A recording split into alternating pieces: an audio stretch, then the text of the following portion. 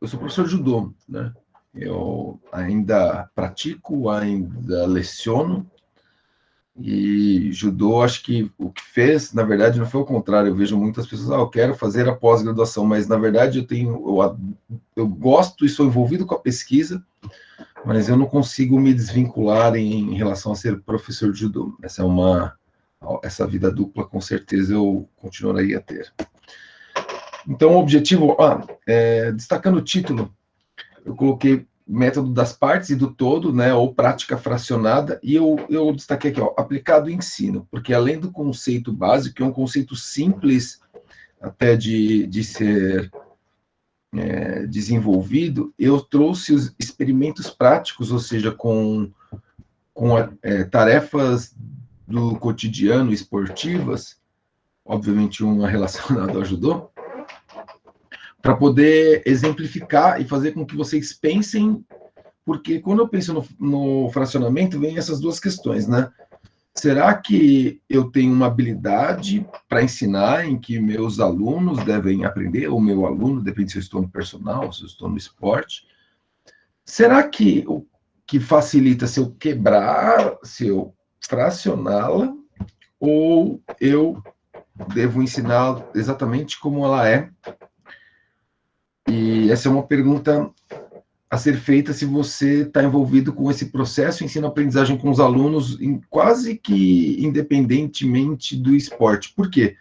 Porque se imaginarmos que todo esporte são habilidades culturalmente determinadas ou habilidades específicas, ela ou até se for, ela tem dentro dessa habilidade especializada ou culturalmente determinada, ela dentro dela acontecem várias habilidades básicas ou variações de habilidades básicas combinadas, né?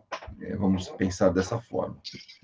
Ou habilidades fundamentais, depende do referencial que a gente usa, né? Depende do livro. Se for para o Tani Manuel, eles vão falar sobre básica. Se eu for para o Galarrui, o nome vem fundamental, né? Habilidades fundamentais. Então, para pensar no fracionamento de prática, eu preciso pensar nesses dois elementos especificamente. Um chamado de complexidade e um segundo chamado de organização. Preste atenção nesses nomes e aí já vale um destaque aí, já que ouvi falar que vocês terão prova, porque essas são palavras técnicas, jargões técnicos da área da aprendizagem motora. Às vezes, se você não estudou para a prova esse assunto, talvez você leve essas palavras para situações do seu cotidiano, que nós utilizamos essas palavras no cotidiano, mas isso vai te levar a uma confusão do que exatamente representa esse conceito, ok? Então, guarde aí, complexidade está relacionada ao número de componentes de uma habilidade. Se eu tenho uma habilidade e eu pretendo dividi-la, eu entendo que ela tem, eu consigo colocar partes nela. Então, essas partes, esses pedaços, eles são chamados de complexidade, ok? E organização, ela se refere à relação entre esses componentes da habilidade, ou essas partes. Então, cada parte, se você observa a habilidade que ela será aprendida, eu consigo observar cada um desses componentes de maneira independente, ele consegue ocorrer independente do anterior ou do posterior, por exemplo. Ele tem uma relação direta, por exemplo, uma sobreposição temporal, está acontecendo um e já iniciou o outro também, né? O que a gente vai caracterizar como seriada, né? Isso acontece nas habilidades seriadas. Tá. O que aconteceu? Tá Schmidt-Wisberg aí, porque é o livro texto, mas eu estou falando esse conceito, ele é de Naylor e Briggs, tá? 1963. E também, se bem que aí no próximo eu falarei, qual é o conceito básico? Quanto maior a complexidade, ou seja, maior a complexidade e menor a organização, prática por partes. Quanto menor a complexidade, ou seja, menos componentes, maior a organização, ou seja, maior relação entre os componentes, prática pelo todo. mas eu prefiro essa tabelinha aqui, ela é mais bonitinha, explanada por Singer em 1980. Ela fala a mesma coisa aqui nas extremidades, né? Ó. Complexidade baixa, complexidade com alta organização. Tá meio clarinho, mas aqui tá prática pelo todo. Eu acho que eu piorei a situação aqui, passando por cima, mas tá método do todo. E, opostamente, ó, alta complexidade, muitos componentes, com baixa organização, ou seja, a relação entre esses componentes é o mais independente. Só vou fazer isso aqui para não ficar um borrão. Método das partes. O fato que dá para interpretar isso como um contínuo, ou seja, quantos componentes será que eu posso considerar que é alta complexidade e quantos componentes posso considerar de baixa complexidade, né? Até a relação entre a organização da tarefa é mais fácil de identificar, mas aqui tem uma situação subjetiva bem grande. E a gente pode utilizar até a palavra média, mas também não tem um critério para falar essa é média, essa é baixa e essa é alta.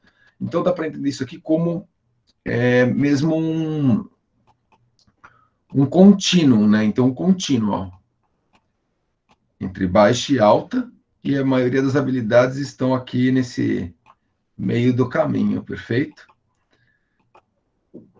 Eu adoro fazer esses rabiscos, tá? Me perdoem. Mas, legal. Então, como eu mesmo destaquei aqui, ó, existe um contínuo em que é difícil mesmo identificar o que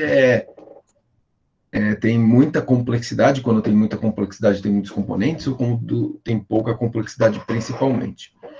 Uma das estratégias é a prática pelo todo, lembra lá, se tem poucos componentes e muita organização, prática pelo todo. Só que se eu vou optar pela prática das partes, eu tenho mais uma tomada de decisão, principalmente se ela está no meio desse contínuo. Porque se ela tiver muita complexidade mesmo e baixa organização, tem aquela prática por partes básica ou chamada de fracionamento, em que eu aprendo um elemento de cada vez, ou um componente, perdão, chamar elemento, e em dado momento eu junto tudo. A segmentação, que ela tem dois tipos de segmentação, tem dois tipos, uma segmentação que se chama segmentação mesmo, e a outra que se chama adição, em que eu pratico um, depois de um tempo eu pratico o outro e junto os dois, ou eu pratico um, depois eu só vou adicionando. E a simplificação, que ela é um pouquinho diferente, porque ela não está relacionada. Aqui os componentes, eles já têm alta organização, porque eu estou falando de simplificar, ou seja, retirar alguns detalhes da habilidade. O que vocês vão ouvir falar bastante, principalmente na área da pedagogia, sobre, olha, esse aqui é um processo pedagógico. Eu vou trazer um artigo para trazer esse exemplo da simplificação. Ok? Lembra que eu falei, putz, o que é parte e como vou pensar nessa organização? Inclusive, esse é o primeiro artigo que eu vou desmembrar com vocês. Olha só, o próprio artigo... Fábio, é legal você saber também que tem muita gente interessada na parte da dança, tá? Esse contexto da dança, de atividades rítmicas. Além da parte esportiva, tem também muita gente interessada nisso e também em habilidades, por exemplo, de academia, que também, né... ginástica... sequências, né? Naquela sequência de ginástica de academia tem muito como aplicar também esse conceito, né? Sim. Desculpa te interromper. Não, perdão. É isso aí. Ginástica, quando eu penso em ginástica, aqui ainda esse daqui é tão antigo que é chamado de ginástica olímpica no artigo e a gente chama de ginástica artística hoje. No entanto, eu posso pensar em dança, posso pensar em lutas, eu posso pensar até, por exemplo, né, um clássico exemplo que não tem experimento, vamos imaginar o saque-viagem aí do voleibol, em que eu tenho uma corrida, um salto, nesse meio tempo um lançamento da bola, aí eu tenho que ir num ponto mais alto que eu saltei, estender o braço o suficiente para entrar em contato com a bola para passar do outro lado. Então, eu tenho os aspectos das habilidades acontecendo de correr e saltar, e o deslocamento de braço para contato com a bola. Concomitantemente, eu tenho que fazer o contato com a bola naquele momento ideal. Olha só, tem partes ali. Na verdade, o voleibol, não sou um conhecedor do voleibol, mas eu sei que ele distingue cada uma dessas partes. No tênis também tem isso. Quando eu vou fazer, por exemplo, o toss. O toss é aquele lançamento da bola para o alto para sacar, né? E aqui é uma sequência básica, aí de ginástica olímpica na época, e vira ginástica artística, né, modifica o nome. E se eu não estou equivocado, eu não sei se isso funciona ainda, mas em dado momento, os campeonatos paulistas de ginástica artística, ele tinha uma sequência fechada, ou boa parte dela fechada. Fechada não no sentido de aprendizagem motora de aberto e fechada, mas ela era fixa, a palavra fixa é melhor. Então, tinha que executar essa sequência que tem, ó. Por eles mesmos, já existe o quê? Ele entende que daqui até aqui, ó, nesse caminhada e rolamento que eu destaquei aqui, ó, isso aqui, ó, é a letra A. Ó, é isso aqui. Aí daqui até aqui, ó, é a letra B. Eu não vou entrar no mérito dos nomes, tá? Aqui é a C. Cada letrinha dessa representa um componente. Lembra da complexidade? Aqui, ó, D. E esse completo E. Então, eu tenho 5 elementos. E isso está rotulado pela própria área da ginástica, tá? Só que quando eu olho esse A, observe só, ó, eu podia até ter tirado aqui, ó, só até aqui, ó. Percebe que tem um número de 1 a 13 aqui? Ou seja, eu tenho dentro do A, que eles chamam que é um componente só, eu tenho 13 componentes menores. E aqui ajuda a expressar bem aquele negócio de complexidade de organização. Se eu olhar só esse zoom que eu estou destacando aqui, eu posso me perguntar, pô, o que é parte, o que é todo? Eu tenho 2 situações de parte e todo aqui que eu posso pensar, mas será que eu consigo fazer esse rolamento sem correr? Né? Será que eu consigo separar essa parte dessa parte? Elas são independentes? Se você falar para mim agora, não tem alta ou altíssima, não tem a classificação assim por qualidade, né? Mas alta organização, ok? Percebe? Ó, daqui. Será que esse rolamento independe, eles chamaram de A, independe desse salto aqui com giro, porque é salto com giro no ar, ó. Pode ver que ele está de frente para lá e termina de costas. Na verdade, tem um rolamento e esse salto, putz, eu não sei o nome, se é uma pirueta exatamente, mas é um giro, né, no eixo vertical. Beleza, eu até consigo no meio aqui, ó, provavelmente aqui, ó, entre o 9 e o 14, esse aqui, ó, tem uma baixa organização. Mas daqui até aqui e daqui até aqui, alta organização. Percebeu que o que nesse experimento que eu vou chamar de um componente, ele tem 14, em que existe auto-organização aqui e auto-organização aqui, e tem só um trecho aqui que eu podia falar, pô, tem baixa organização aqui, podia ser já até a B aqui, se for pensar nisso. Quando eu vou para o outro, ó, tem uma grande independência para fazer esse outro movimento, para esse também. Então, eu consigo quebrar, eu consigo treinar sozinho somente esse elemento, tá bom? Vamos para o artigo. Esse artigo ele não é recente, ele é de 1993, né? Da antiga Revista Paulista de Educação Física, hoje chamada Revista Brasileira de Educação Física e Esporte. Pode ver que ele é tão antigo que o seu nome ele não existe mais, ginástica olímpica. No entanto, apesar de toda essa situação antiga que estou citando, a relevância dele é tamanha para a prática profissional mesmo da ginástica, né? Porque tenho certeza que após esse artigo, os professores já tinham mais facilmente o que fazer na tomada de decisão das suas aulas, porque tinha alguma sustentação teórica. Apesar desse tipo de trabalho, destacando que ele não é um trabalho, ele é um trabalho que eu tenho que cercar alguns elementos, eu vou explicar. Então, ele não é um trabalho que, apesar de eu colocar os sujeitos para praticarem, ele não é uma aula normal, eu tenho que criar delimitações, alguns Imagina que, eu vou dar um exemplo bem... Como eu tenho a tendência a ser gordo, eu penso em comida. Mas imagina que eu quero criar um porco para fazer um belo torresmo no churrasco, e eu gostaria que... Imagina que para comer esse torresmo, ele tem que ter menos atividade física e só comer um tipo de ração. Então eu cerco ele num local para ele não se movimentar e coloco só aquele tipo de ração. Então eu controlo todos os elementos para conseguir comer aquele bom torresmo. Tá bom? Vamos continuar. Foi ótimo o meu exemplo, né? Legal. Esses sujeitos, na verdade, são dois experimentos. Daqui é só o primeiro experimento, em que participaram 39 crianças, entre 7 e 11 anos. E aqui vale a pena eu destacar, eu trouxe umas situações de metodologia, porque eu acabo retroalimentando ou talvez alguns conceitos que vocês já tiveram. Eles fazem uma avaliação de entrada. Tem gente que vai chamar de pré-teste, tem gente que vai chamar de... tem gente não, tem situações que eu chamo de pré-teste, tem situações que eu chamo de baseline, mas o objetivo é, num segundo momento, ter grupos experimentais homogêneos. O que era esse pré-teste?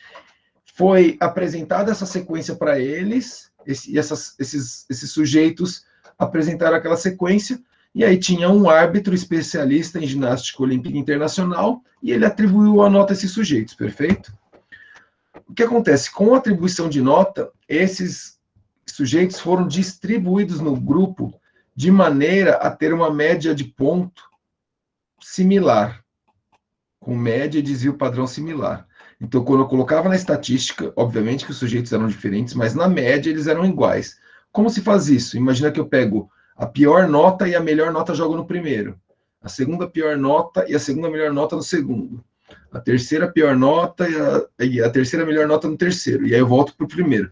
Se eu faço essa distribuição, que ela não é aleatória mesmo, ela é bem segmentada, eu vou encontrar esse ponto, tá? Provavelmente eu vou perceber que eles não têm diferença, tem uma pequena diferença nas notas, mas quando eu coloco isso numa situação estatística, a diferença é bem pequena, ok? Foram criados... Opa, qual é a sequência de ginástica? Já expliquei para você, tinham 5 elementos, A, B, C, D e E. Só destacando aqui, ó, A, que acabava aqui, B, que acabava aqui, C, o D, mais curtinho, né? E o E. Perfeito? Então, essa é a tarefa de ginástica olímpica ou ginástica artística. Como foi o delineamento? Nesse primeiro experimento, tinham 3 grupos. Grupo por parte. Olha só, imagina que aqui foram 19 sessões experimentais. Eu não coloquei o tempo, mas algo importante que eu preciso falar aqui. Num estudo em aprendizagem motora, principalmente esse que o foco é a prática, eu tenho que criar, lembra as delimitações? Informação. Todos têm que ter a mesma quantidade de informação, seja feedback ou instrução, né? Normalmente nem tem feedback e somente instrução. No caso desse estudo foi assim. Não tinha feedback, somente instrução. E a quantidade de prática também tem que ser exatamente igual. Então, eu tenho um controle durante as aulas, que eles têm que, dentro da sua característica do grupo, praticar a mesma quantidade de vezes. Mesmo aqui, ó, imagina, eu vou dar um exemplo, não tenho número aqui agora, não me apeguei ao número, mas imagina que são 30 repetições. O sujeito desse grupo fez 30 disso tudo, e aqui, esses dois fizeram 30 de letra E, por exemplo. Ok? Então, é característica do grupo. Se imagina que cada sessão eu fiz 30 de A, 30 de A, então o primeiro grupo fez isso, ó. A, B, C, ó, tudo separadinho. É o grupo por partes, ou fracionamento, que é o tradicional. Depois e da 16ª até a 19ª, juntou todos os elementos. A, B, C, D e E. Lembra os grupos de segmentação? Esses 2 grupos são por segmentação. Então, o GC, que é o que iria acumulando, ó, ele aprendeu. Ele aprendeu, não, desculpa, não posso utilizar a palavra aprendeu aqui. Ele praticou, perdão, viu? A, praticou B, juntou os 2. Praticou C. os 3. Praticou D, os 4 e aí os 5. O grupo por adição, e aí esse é bem mais fácil observar, nunca só aprendeu o A sozinho, e depois só foi acumulando os componentes, perfeito? Então esse é o delineamento, 3 grupos experimentais. A diferença do teste inicial para o teste final é que eles tiveram 4 bancas, com 3 avaliadores treinados e orientados para o critério, né? Então, cada banca avaliou o grupo específico, né? Então, eles tinham essas pontuações pré-estabelecidas aí, e esse ponto de bonificação. Vale destacar, eu não coloquei aqui, que houve um trabalho para que esses avaliadores, não dá para saber se eles eram profissionais ou eram alunos, porque, na verdade, os sujeitos eram de um projeto de extensão da própria Escola de Educação Física e Esporte, mas vale destacar, ele destaca que foi feito um trabalho de correlação intra e interavaliadores, e eles tinham alta correlação para atribuir as notas, tá? E era cego, eles não sabiam que grupo eles estavam avaliando, e a diferença de algo atual, só para vocês perceberem, em 93, era uma avaliação similar ao que acontece na competição, né? Hoje, por exemplo, a avaliação dos meus trabalhos ela foi realizada por vídeo, né? Que hoje é muito fácil, muito mais fácil até da época que eu fiz meu primeiro trabalho, que era com câmeras grandes e tal. Atualmente, muito mais simples.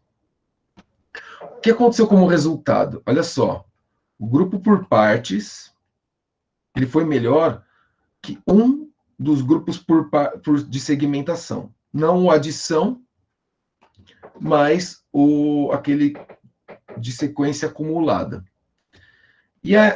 Ficou interessante porque não houve diferença do GA, nem para por partes e nem para o outro de segmentação. Então, podemos ter um entendimento que ele ficou no meio do caminho, né? Vale ressaltar que todos tiveram uma melhora numa avaliação pré e pós, ou seja, se eu comparar o grupo A com o grupo A após a prática, ele melhorou, o grupo P também melhorou e o grupo C também melhorou, tá? Então, isso é importante ressaltar que todo mundo teve uma melhora, considerado que aprendeu, mas pensando em qualidade da aprendizagem, né? Perfeito. E aí, legal, só que vocês perceberam que no primeiro experimento não tem nenhum grupo pelo todo. E aí vem o segundo experimento, também com a mesma idade, né? Mesma média de idade, só que 12 crianças. E aí, ó, um grupo do todo, dá para ver, ó. Imagina, não lembro a quantidade de repetições. Se fosse 30 tentativas aqui, 30 aqui. E assim, acumulando até o final no experimento 2, ok? Ele pegou o grupo de nota intermediária, nem pegou o melhor e nem o pior, mas o intermediário, e comparou com o grupo do todo. O que aconteceu? O grupo adição foi melhor que o grupo do todo. Teve maior nota. O que isso me leva a crer? Que ginástica artística, no caso a olímpica, ela corrobora com aquela indicação do Singer e do Naylor e Briggs, que alta complexidade, ou seja, ele tinha 5 componentes, com baixa organização, esses 5 componentes eram independentes, se praticado por partes, será melhor que praticado pelo todo, ok? Agora nós vamos começar a falar de judô, e é uma pena, se vocês não gostam, eu fico chateado, mas vou falar bastante agora. Porque apesar de ser parte de todo, tem uma outra lógica. Eu vou trazer 2 experimentos, um nem é meu, eu fiz só um estudo, na verdade esse daqui, porque eu não trouxe tantos detalhes, porque antigamente se tinha uns mini artigos, era maior que um resumo de congresso e menor que um artigo atual, 2 páginas, então faltam alguns detalhes. Mas esse artigo, ele é com o Zenpo Kaiten Ukemi. O que ele tem de interessante? Lembra aquele método da simplificação? Esse era o grupo por partes. O que era a simplificação? Basicamente era ajoelhado, quase em pé e velocidade, em pé em velocidade. O grupo do todo já começava daqui, ó, da terceira parte. Isso introduzia no final. E o grupo simplificado começava com todo esse processo pedagógico. Ok? O que foi encontrado? Lembra? Inicialmente, todos os sujeitos estavam no mesmo estágio de aprendizagem, a nota em queda, não conseguia fazer, eram todos iniciantes. Eles praticaram e ambos os grupos aprenderam, é o que vale destacar aqui, eu só peguei esse slide, e, além de ambos os grupos aprenderem, eles foram iguais, não teve diferença. E aí eu fazendo uma interpretação para o dia a dia, lembra? Mesma quantidade de informação, mesma quantidade de prática.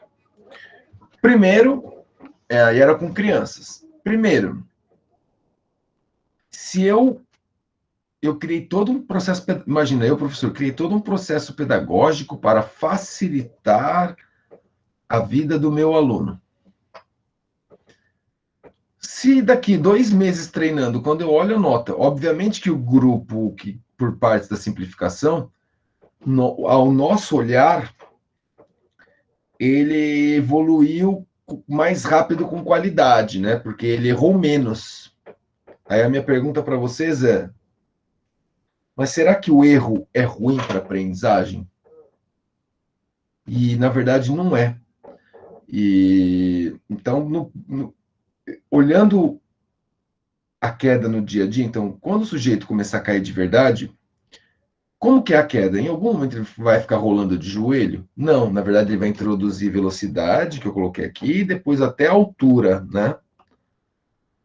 Existe um conceito em aprender chamado de especificidade. Nós guardamos as informações no nosso corpo, não vou entrar no mérito, porque depende da abordagem, vou trazer uma explicação. Se eu guardo as informações específicas referente ao que eu pratiquei, imagina que essas 2 situações anteriores que eu pratiquei, elas foram legais para uma condição, por exemplo, me dar confiança, mas enquanto benefício para a queda, eu praticar direto, como ela é diretamente, ela tem mais benefícios. A única ressalva que o artigo faz é praticar rápido pode levar a acidentes. Então, por isso que essa velocidade vinha depois, e mesmo assim, se viu que era velocidade, a altura não foi trabalhado a altura, né? Começou a se trabalhar a velocidade até o tal teste de retenção. Mas não serve para nada esse tipo de processo pedagógico? Serve. Eu, com a experiência que eu tenho agora desde 2008, 12 anos no ensino superior, e lecionando numa disciplina de artes marciais, de judô, né, muda no nome, de lutas, adultos têm medo de cair, de fazer rolamento. Muitas vezes até pelo histórico do rolamento de ginástica, nem é o rolamento de luta, porque eu até discuto bastante isso, inclusive tem subsídio para eu discutir isso, tem federações internacionais que apoiam a prática de queda e a prática de judô para eu aprender a habilidade de queda como proteção corporal, não é para eu lutar. Entendendo que ela auxilia qualquer um de nós em um momento de emergência, né? Até eu coloco em discussão que se eu considero o rolamento de ginástica uma habilidade fundamental, vocês vão achar que eu estou puxando a sardinha para o meu lado, mas por que ele é mais fundamental que um rolamento que protege o meu corpo? Haja vista que o objetivo do rolamento de ginástica ele é estético somente. Beleza. Qual o porquê de eu realizar um rolamento, né? De ginástica, com aquele estilo, aquela mão, simétrico, beleza. E aí, o que é mais fundamental? Aí, o que pode ser considerado fundamental? A beleza ou a funcionalidade, que é proteger o corpo? Esse é um questionamento que eu faço. Não tem resposta, tá? Inclusive, tem artigos agora em desenvolvimento motor que sugerem possibilidade de novas habilidades fundamentais. E essa seria uma que eu entendo que deveria aparecer nas aulas recreativas de educação física, independentemente da modalidade de luta, exatamente por conta da proteção corporal. E adultos têm medo. Se eu tenho medo, eu preciso te dar confiança e motivá-lo à queda. Legal, utilizo joelho. Criança com dificuldade motora, com dificuldade mesmo. Tá? E não sou eu que estou falando, mas estudos em crianças com dificuldade motora, TDC, né, clamps, eles não são maiores que 5% de uma população total, ou seja, eles existem, mas no máximo de 5 a cada 100. O restante eu posso... E o que é dificuldade motora mesmo, TDC? Imagina que eu vou fazer com que ele pratique, e ele não vai melhorar. Então, se eu for pensar em alguém que tem dificuldade mesmo, provavelmente posso fazer qualquer processo pedagógico que ele demorar... ou ele vai demorar bem mais mesmo, ou, na verdade, ele vai atingir um platô antes e não vai conseguir passar desse platô. Que chama barreira de... Eles chamam hoje em desenvolvimento motor de barreira de proficiência. Se ele só tiver dificuldade, que aí pode estar atrelado ao mesmo medo, beleza. Ok. Vocês perceberam que eu trouxe algumas aplicações ao ensino em relação ao rolamento, né? Isso serve para o rolamento ginástico, mas lembra, o rolamento ginástico é em relação à linha da cabeça. E agora sim, eu vou começar a falar do que eu fiz bastante, que é a aprendizagem dos golpes de judô, e que tem a ver com a luta de judô especificamente, e aí eu preciso citar essas duas situações. O que acontece? O golpe de judô, especificamente o golpe de projeção, o golpe que eu tenho que derrubar o meu parceiro, o oponente, ele acontece dentro da classificação das habilidades motoras em ambiente instável, ou seja, eu classifico como uma habilidade aberta. No entanto, existe uma maneira que é tradicional, que se aprende os golpes de judô, chamada ushikomi, em que o sujeito fica parado na minha frente, eu fico repetindo várias vezes, e esse sujeito não se opõe ao movimento, ou seja, o ambiente é estável. E essa foi a pergunta que eu fiz na hora de fazer meu TCC, lá em 98, 99. Falei, professor Cássio, eu queria discutir isso aqui, ó. Porque o professor disse que tem um negócio que chama contexto-alvo, ou seja, eu aprender mais próximo da situação que eu vou praticar, e aqui, ó, a situação que eu vou utilizar o golpe na situação de luta é mais eficiente, só que no judô a gente pratica aqui. Tem alguma coisa esquisita. E eu queria escrever sobre isso, né? Aí ele me colocou aquele desafio. Você consegue criar um delineamento?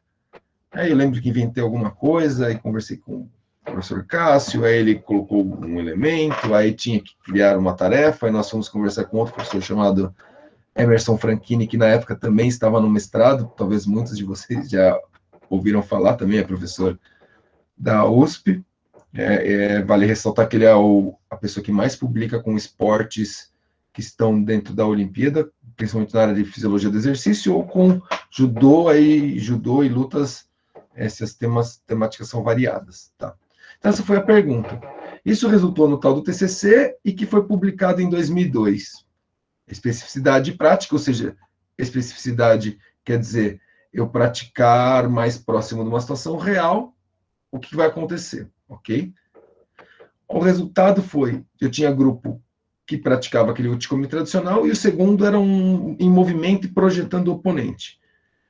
O que aconteceu é que o grupo que se movimentava eram com crianças acima de 8 anos, ou seja, aí eu chamei naquele momento de uma situação mais próxima da luta, mas nem era tão próximo assim, porque praticamente eles só andavam. Eu só coloquei inércia, né? Coloquei uma movimentação que hoje eu até considero, depois de 20 anos, uma movimentação geral, não tinha nenhuma especificidade da movimentação, não era uma movimentação de luta, mas ele gerou notas melhores dentro de um checklist validado, que durante esse TCC eu tive que validar um checklist para que eu pudesse avaliar esses golpes.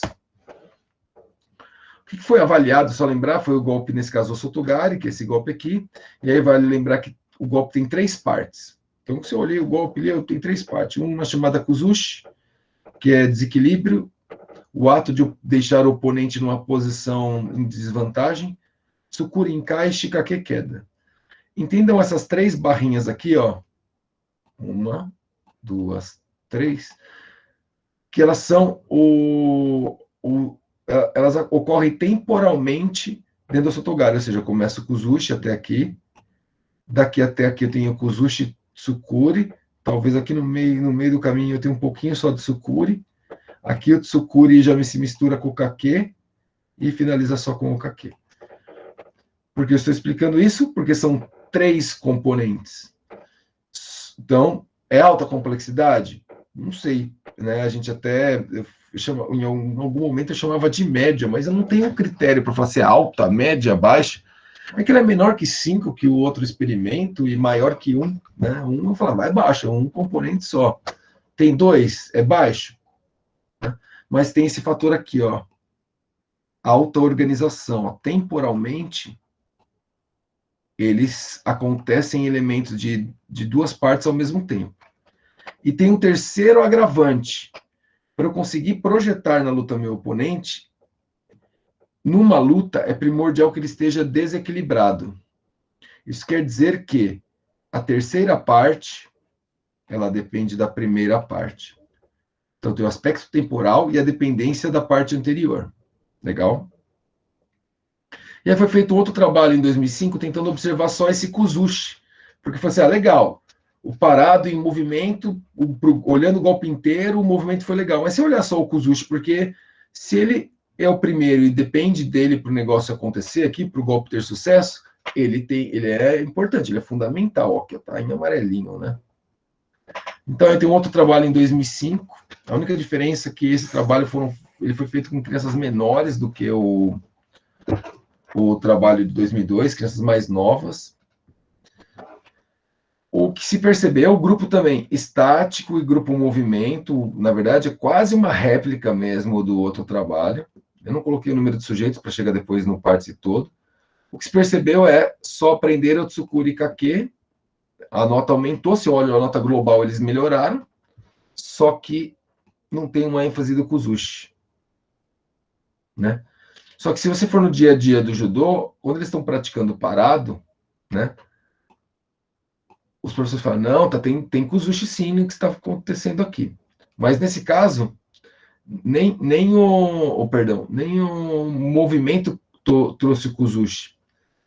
Na verdade, ele deu uma ideia de como reavaliar o Kuzushi. Vamos dar seguimento. Como eu posso dividir o Kuzushi? Tarefa motora, que é o ato ou o movimento específico que eu faço para desequilibrar o oponente. E eu tenho o efeito. Desequilibrou essa tarefa motora. Deixou o oponente desequilibrado? E é isso que foi identificado nesse estudo, que houve uma melhora nessa tarefa motora, só que não houve modificação, ou seja, não houve efeito no oponente. A gente pode considerar que é um falso Kuzushi. Eu faço um movimento para te desequilibrar e não desequilibrei. Perfeito. Então, essas foram as conclusões, ó. Não foi aprendido tarefa e nem efeito. Ele melhorou mais nos outros componentes. Só que o grupo movimento tinha uma nota um pouco melhor nessa tarefa, mas era descritivo.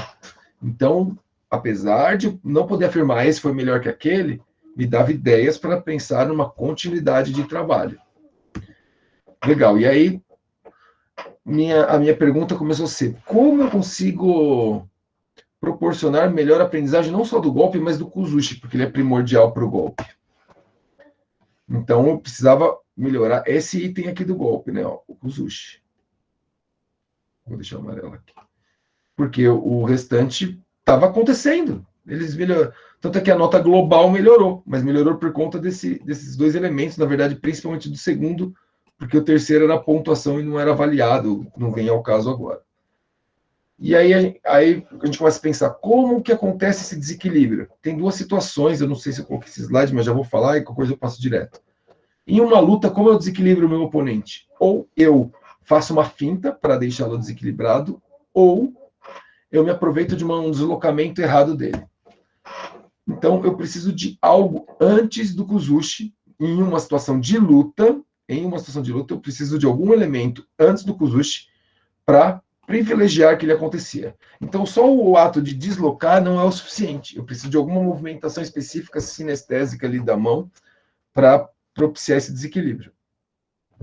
Só que se eu olho dessa forma, não tem mais 3 elementos, agora tem 4 elementos, certo? Então, pensando em complexidade de organização, vamos pensar, ó, 1963, Naylor e Briggs. O que acontece? Voltando aqui. Eu não consigo treinar KQ sozinho, nem esse sozinho, nem esse sozinho. Eu dependo. Na verdade, esse eu consigo sozinho sem esse, né? Então, eu consigo esse, ou esse. Para eu praticar esse, eu preciso desse. Para eu praticar esse, eu preciso dos 2 anteriores. Porque eu tenho uma dependência. Isso quer dizer que eu só consigo, da estratégia de prática por partes, eu só consigo usar a partes progressivas ou adição. Se eu falei que ele já tinha uma média complexidade, eu aumentei aqui a complexidade, do ponto de vista de quantidade de componentes. Então, o objetivo era investigar, né? Aí, na verdade, apareceu outro golpe, porque esse golpe aqui, já vou explicando, foi com iniciante, esse golpe com sujeitos com alguma experiência. Foi replicado aquele experimento 2002, ou seja, parado e andando, e tinha prática envolvendo aquela preparação, aquele quarto elemento, que o objetivo é que ele privilegiasse o Kuzushi, que é desequilibrar o outro. Ok, então eram 4 grupos experimentais. Olha só, esses 2 primeiros, similares àquele estudo de 2002, ó, parado, em movimento. Esse aqui, ó, que esse palavrão GTMP era o grupo do todo, aqui fica mais fácil. Ó. E esse aqui, ó, GPPP, é porque os 2 têm preparação, é por partes progressivas com preparação. PPP. Lembra, pré-teste ou teste de entrada, para eu garantir que os sujeitos estão na mesma condição de prática, a fase de aquisição. Eu tive um teste final, ou chamado de pós-teste, junto com a 5ª sessão. Lembra que teste final, pós-teste, eu observo somente a curva das notas, né? Mas eu não verifico a aprendizagem, porque eu preciso ter um dos testes é o de retenção, que eu aplico um tempo depois da última sessão de prática, pelo menos com uma semana aí de intervalo, foi o que ocorreu aqui. Esse, apesar de eu observar melhor, ele não me dá, eu não posso falar que aprendeu, só vou poder falar se aprendeu ou não, se a melhora, se tiver essa manutenção, se ela for duradoura no conceito de aprendizagem motora. No desenho experimental, olha só, o que vale ressaltar é que eu derrubava, a gente chama de nage. O Uchikome você não derruba, o Nagekome você derruba. Era um projetado, o seu parceiro, ele caía a cada 10 tentativas. Nesse caso, o sujeito caía em todas as tentativas, ó, o Kake está aqui. E neste caso, o sujeito só caía nessas últimas aqui, ó. Percebeu a soma? Ó? O A, o AB, o ABC, o ABCD. Perfeito? Então, aqui é como foi analisado. Lembra o Kuzushi, olhando a tarefa e o efeito, né? E o golpe completo. Não vou entrar no detalhe do score, porque é só purpurina para a situação atual, é só um enfeite. Mas estou à disposição para eventuais dúvidas.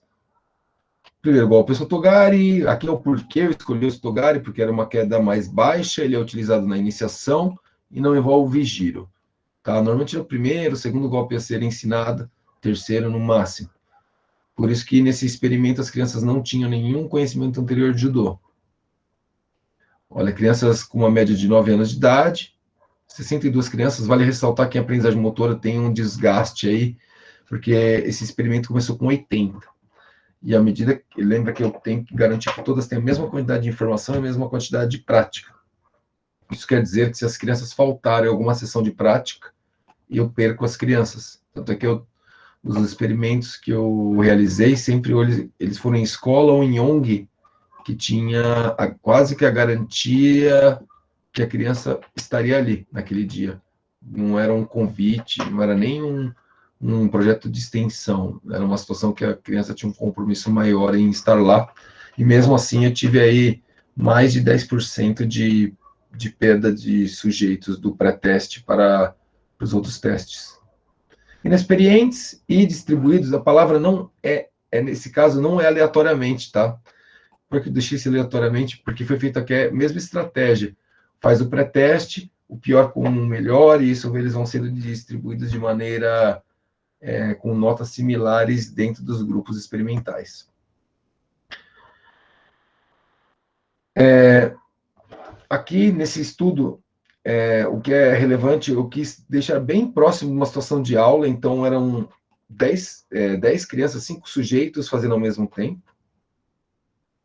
E o teste de retenção, esse foi um dia após a última sessão. Depois de 14 anos, alguns detalhes, apesar de ter sido seu, você abstrai. Intragrupo, ou seja, todos os grupos melhoraram nos 2 itens, ó. O golpe, então nem o grupo foi ineficiente quando eu olho o golpe de uma maneira global, de uma maneira total. E do Kuzushi só a tarefa, ou seja, o ato de desequilibrar o oponente. No entanto, o grupo tradicional estático não melhorou no efeito, em que o sujeito, o ato de deixar o oponente desequilibrado.